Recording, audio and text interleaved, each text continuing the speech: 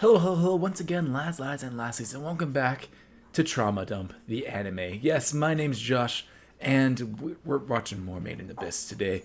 Last time, we found that I want to say God, but it's more like, I guess, the caretaker, or just like this very powerful being that's in control of like the town that Rico and company are in, has not really enslaved Nanachi, but Nanachi has given her, it's not like her life, but her life in exchange, or I guess her will, in exchange for, oh shoot, Midi. I was going to say Mewtwo.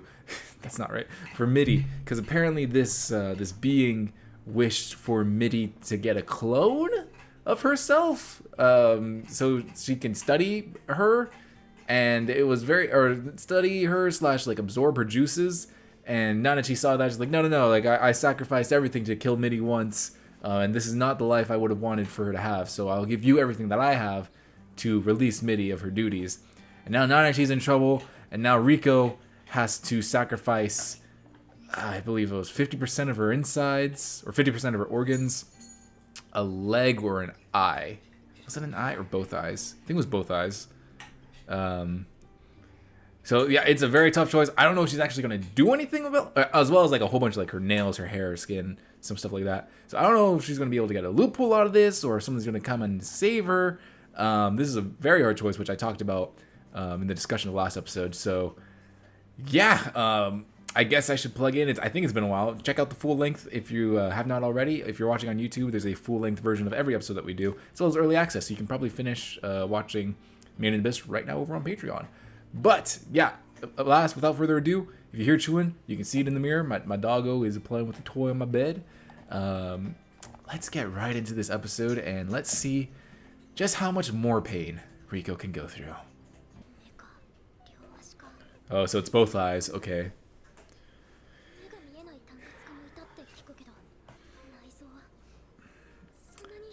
Maybe you could bargain for one eye and like an ear, maybe? Yeah, I guess, yeah. This was just not a good choice on Nanachi's side.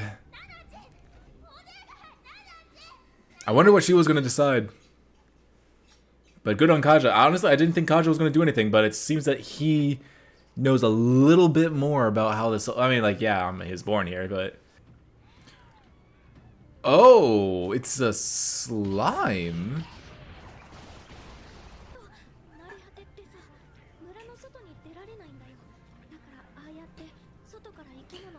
Oh.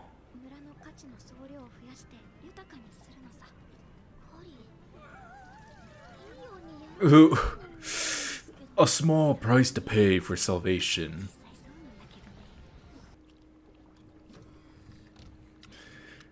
Man, everything in here is such uniquely designed, but it's so weird.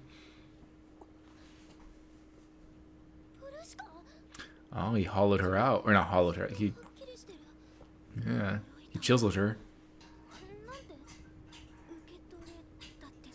Oh yeah, we finally have someone to just fully translate things.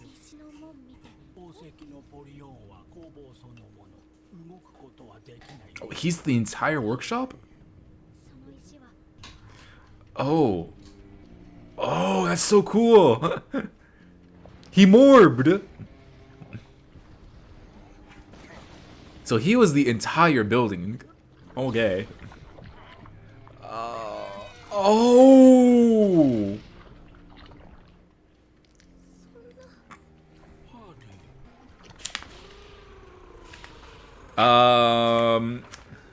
Yo, what? Who? It's a role that's passed on. Okay, so they're not immortal. Hey, it's from the opening.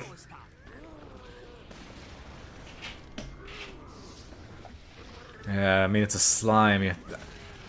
Watch where you're swinging it, buddy.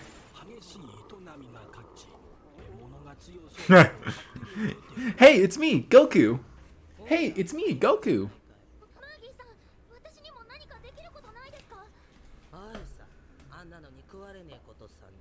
I'll take that. Like, what are you gonna do against something? Oh. What do you do against something like this? You can't touch it. Okay, it's cute, but it's also a little disturbing. Hey, she cut her hair. Okay. So you sacrifice a little bit of your very valuable hair and you get to upgrade Kaja. That's kind of cool. It's a cool mechanic. You know, the CG for that thing is pretty good. But maybe it helps that like it's covered with like the... I'm pretty sure the inside of that is CG. I think that it helps that it's covered with the purple mucus. So what's the plan to deal with this thing? What are you gonna do? Like dissolve it in a body of water? If it's a jellyfish, that's not gonna work.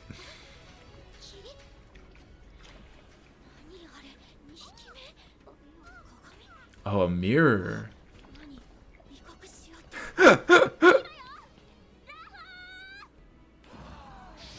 Oh, burn it. Okay. Or explode it. That also works very well. The classic jellyfish trap. Now you gotta get to the center. Whatever the head crest thing is. That thing is so weird. I don't know if I like it or not.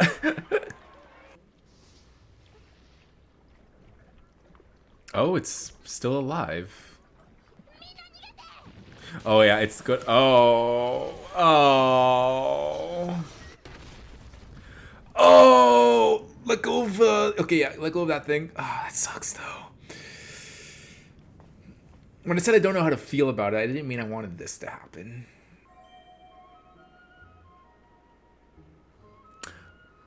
Prushka?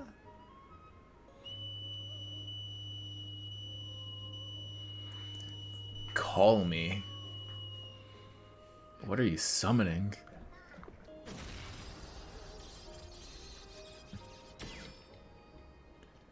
Reg? So it gave Reg a power up?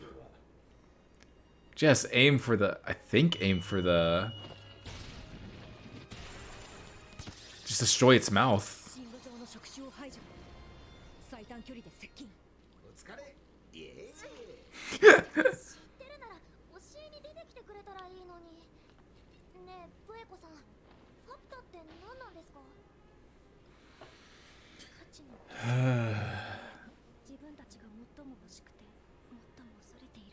She's got to be the girl, right? Come on, I really just want the flashback episode. If we get that. You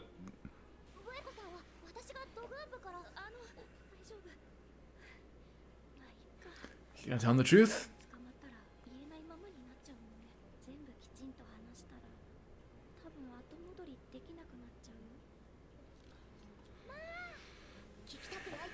Oh, please. That's gonna be next episode. Please.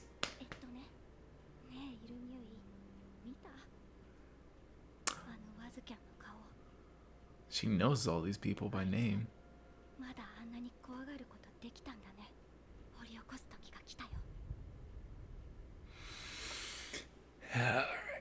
I've never been more excited for like a next episode thing. Like I did not want this to be rushed. Okay.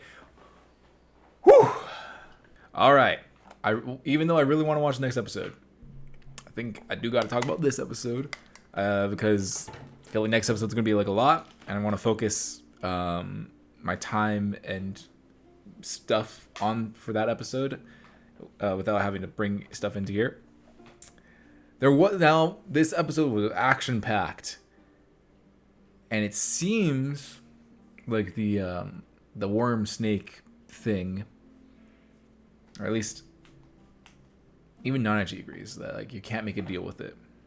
So is it like the what's it called? The monkey's paw? That you make a deal and then it's always going to go south. I mean, Kaja, we don't know too much about him.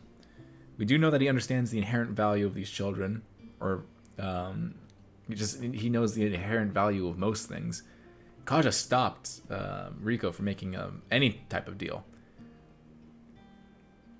And then Nanachi confirmed that, like, if you make a deal, or like both of them even said it, if you make a deal, you're done for. So is this? I mean, either way, like, she's either blind, and the organ thing, I don't think that's going to work out either way. And then the legs is just like not convenient at all for a cave raider. And we haven't seen the technology outside of Reg, but Reg is an android, robot, relic, however you want to say it. You haven't seen the technology that would give Riko the ability to use her legs. I do wonder what she was about to choose. I think it might have been the organs, or maybe the legs, because she said I could have Reg carry me around. I don't think she was going to do the eyes. I do wonder what she's going to choose. But Kaja stopped her, right? Well, saved her too. I kind of thought like Kaja would be this not evil force, but I kind of thought he was going to be more of a slightly scummy force within the series. I didn't think he would actually be kind of this decent guy or decent character. Like, he's not he's not trying. It doesn't seem like he's trying to get anything out of anyone. It kind of just feels like he is looking out for them. Like, while he understands the inherent value of these people, or like of the kids, feels like he's looking out for them in a way too. I just didn't think that would be his character. I thought he would be a little bit more scummy, or trying to like trick them into giving him forms of stuff. But it seems that when they told him like, no, we're not for sale, he's like, all right, cool, I respect that. And he's just been kind of there helping them, which I honestly respect. I really did not think that Kaja would be this important of a character within the main cast, that is going to be playing more of an antagonist or a background threat. But it does seem that he cares, unless he's going after something that we don't know of yet. And he says, I've seen it many times before. When you give up something, it's over.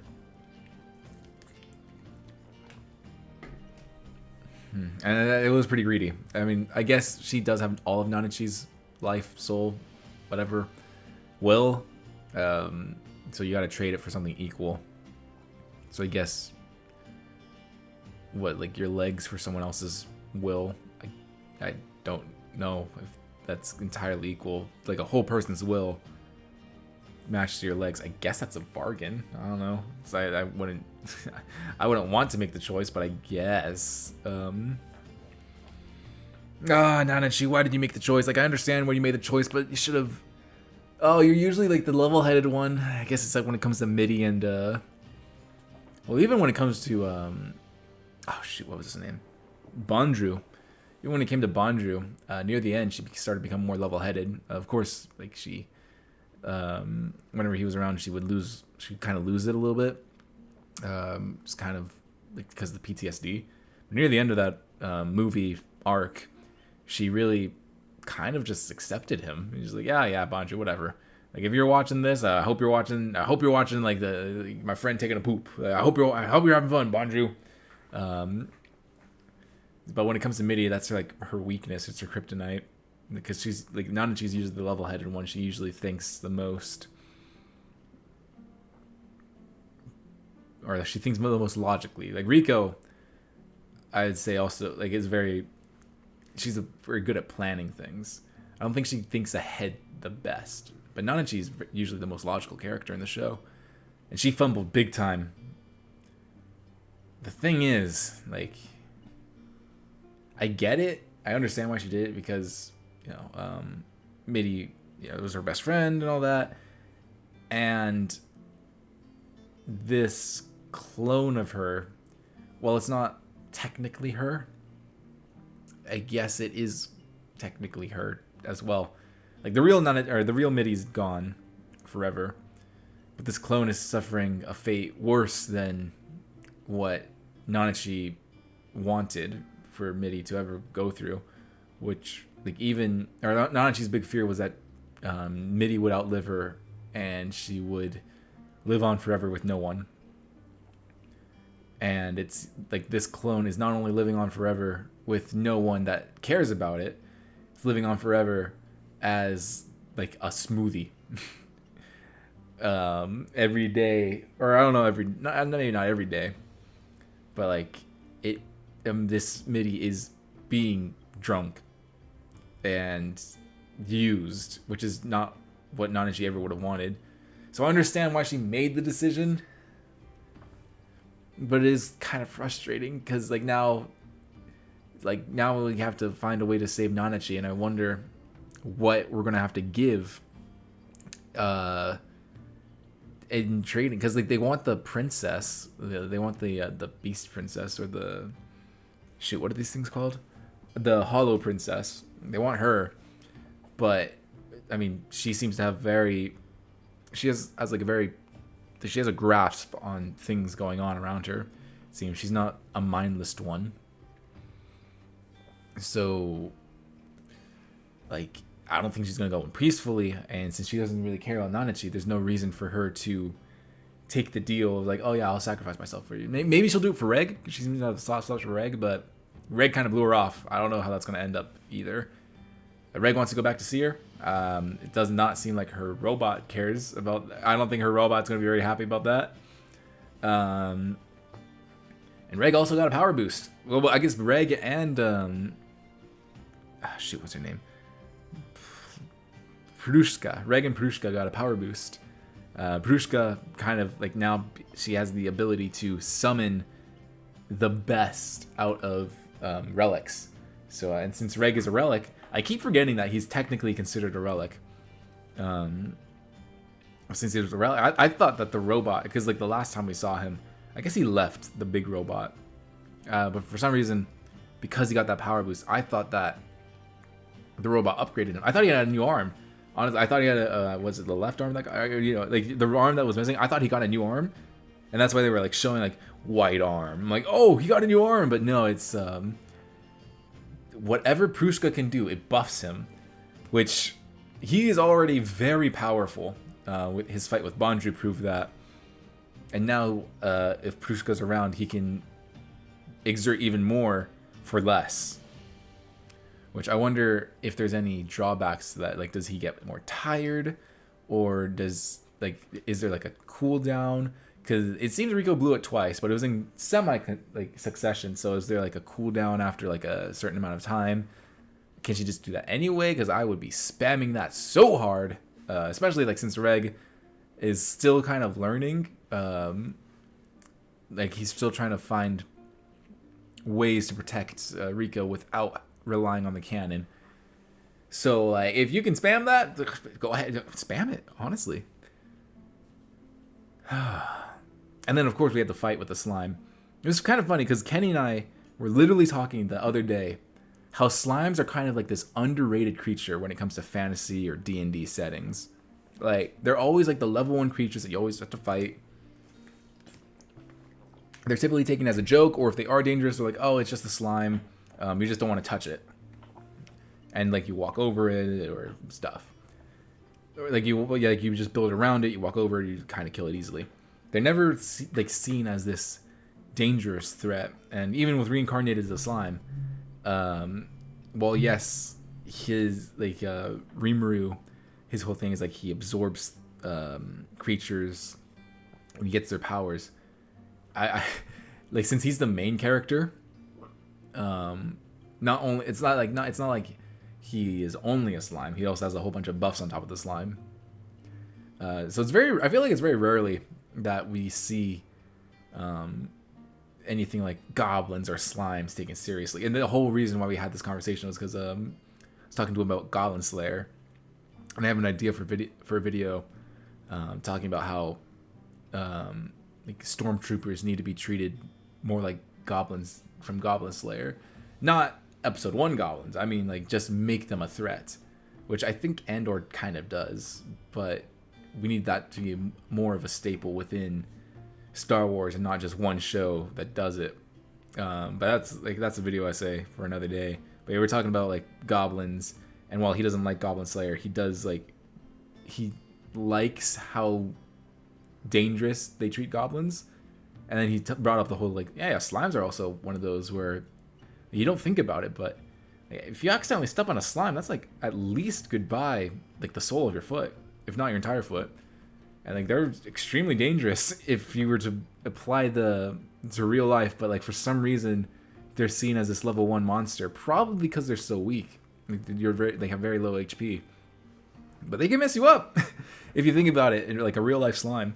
So seeing this gigantic slime just go to town, it's kind of refreshing that they chose a slime as a monster, not just like this like gigantic creature to fight.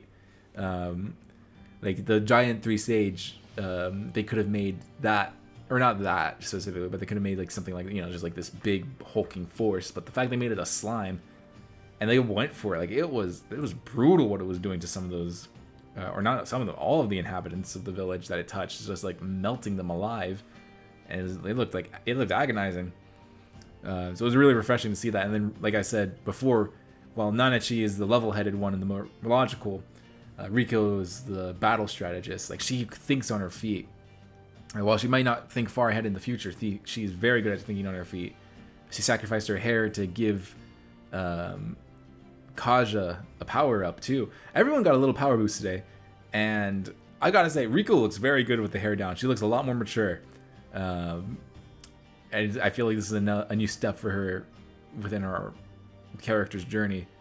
Now that it's more like it's kind of symbolizing how the child is beginning to.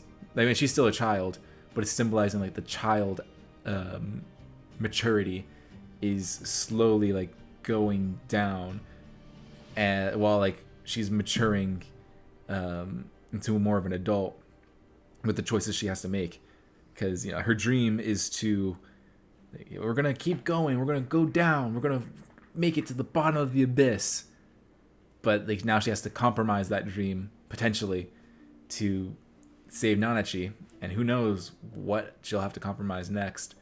I don't know, I feel like the hair is just both, like story-wise, we got to give Kaja a power-up, but like metaphorically, it's symbolizing a slight change within Riko. It's not much of a change. I could be talking out of my ass. Suffice to say, she looks really good with her hair down, or not her hair down, like her hair like cut. And we got to see some stuff from the opening too, because like we got to see the 3 sage. Like it's in the opening, I feel like it's very more stylistic. Like they pulled out the sword and it looks like super stylized. In this, it just kind of like really slowly pulled out the sword. I'm pretty sure that was in the opening. We saw Riko riding Kaja. Once again, the opening was more stylized, but here we got to see. We're getting to see more things within the series, and I guess it is the halfway point right now. We're within the halfway point. And I didn't write down her name, but the redhead is beginning to spill her secrets. She's she's kind of caught basically. Like I really like I was gonna say the bartender, but I guess the shop owner. I forgot what her name was as well. I really like her. But yeah, the redhead's cover was blown by the shop owner and Kaja. Instead of lying, she's like, well, yeah, if they catch me in the lie, then I'm not going to be able to get out of this anyway. So might as well tell the truth now and see how they react. And I am so excited, potentially, for the next episode, because I have been wanting to see the backstory of the prologue crew since the beginning, since we got teased with them. We have not gone back to them since episode 1 of season 2.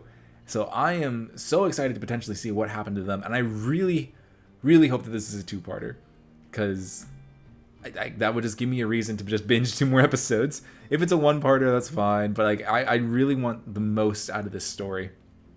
So yeah, if you lads are very excited for that, and if you want to see me, if you're ready to watch me see the truth of what happened in the Abyss, subscribe, like, comment down below. What did you think of this episode? And yeah, if you really want to see next episode, or maybe next episodes, depending on how it's formatted, Patreon down below. You can get early access and full length, so you don't miss a single thing of these reactions. And I will see you all next week, or right now, for another Made in Abyss. Bye-bye.